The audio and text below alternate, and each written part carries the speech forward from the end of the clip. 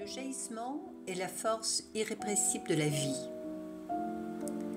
Cette force se manifeste à travers la source qui affleure entre deux roches, dans l'élan de l'arbre, de l'homme, qui s'étire verticalement entre ciel et terre, dans le pipillement des oiseaux à l'aube, dans la course ascendante de la lune et du soleil.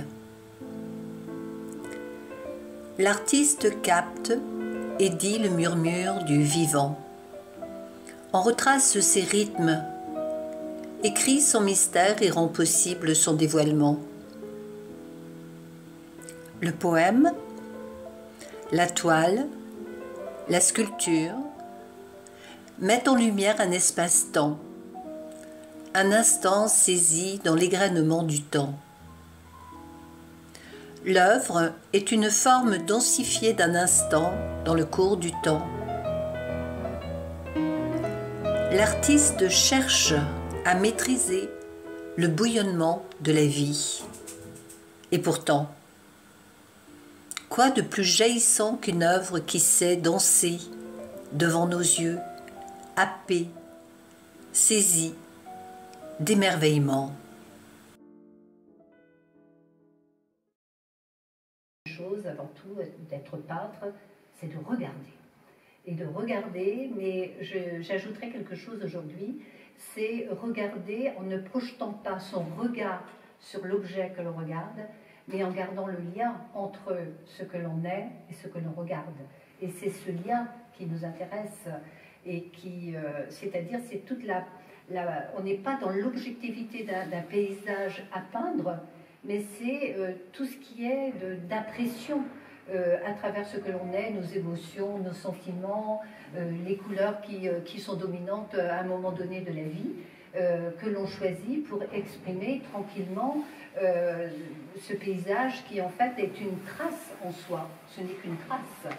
Donc être sur le motif, oui, ça peut être intéressant, par exemple quelques aquarelles qui ont été faites sur le motif, donc il y a de l'eau de pluie sur l'aquarelle, donc ça c'est les moments de grâce, mais ça peut être complètement, tout simplement, une mémoire de paysage qui nous habite et qui reste là et qui nous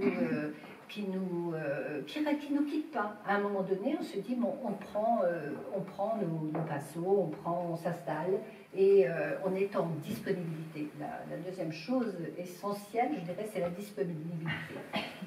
Et être disponible, ça veut dire être tranquille. Donc il faut que l'on reste ou debout, ou assis, mais en tout cas être relié à l'intérieur de soi pour pouvoir sortir quelque chose de cette transformation, justement. Donc un temps de méditation est vraiment nécessaire. Et je dirais que quand je pose mon pinceau, c'est souvent sur l'expire que ça a lieu. C'est au moment de l'expiration. Que simple, hein. Il y a beaucoup d'interrogations je pense que quand on peint, quand on sculpte, il y a vraiment c'est pas qu'une gestuelle, c'est tout un processus qui se passe. Ça peut être jaillissant, rapide, mais ça peut être, hop, on dépose tout d'abord quelque chose, on attend 2 jours, 3 jours, peut-être un mois, et puis tout d'un coup, quelque chose d'autre apparaît, et on se dit, tiens, il faut rajouter quelque chose là. Et puis ça vient déséquilibrer le reste. Et donc il y a un réajustement permanent, une histoire qui s'écrit, quoi, en fait. Un petit peu comme une écriture, comme un roman qui s'écrit. On est en permanence à réajuster quelque chose. Surtout à l'huile, je dirais. Beaucoup plus à l'huile qu'à l'aquarelle, oui.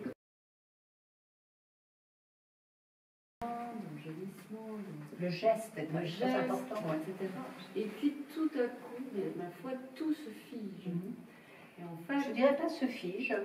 C'est ce que j'avais cru t'entendre. Oui, ça s'arrête. Voilà. En tout cas, ça se pose.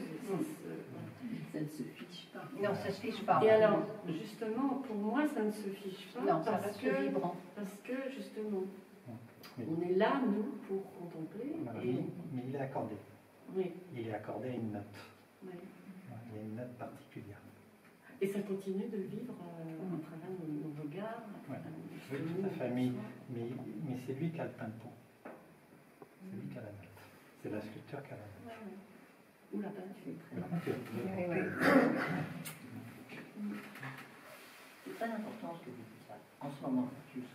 Que c'est lui qui a la c'est pas nous, c'est lui. Quand on est à la forge, en fait, on a l'impression qu'on est juste là pour jouer une partition, mais qui existe déjà dans l'invisible. On est juste en train de la jouer. Et la sculpture continue à la jouer. Et on peut la recevoir. L'attitude, c'est vraiment une attitude d'humilité de ce qui se produit. On est traversé, on fait, mais bon, c'est bien nous, c'est quoi? C'est ça. C'est toutes les mémoires, quoi, je dirais. On peut que travailler, disons, les instruments, la technique, pour avoir plus de possibilités d'exprimer ça, mais voilà.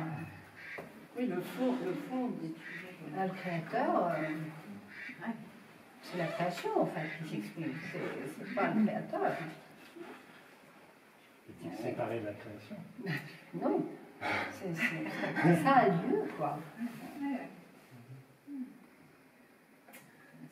Et un peu hors temps, parce que au départ, il n'y a pas de notion de temps par rapport à l'œuvre qui se déploie en fusion, en fait, avec vous et En tout cas, moi, ce que je disais au moment du vernissage, il y a vraiment une attitude paradoxale, parce que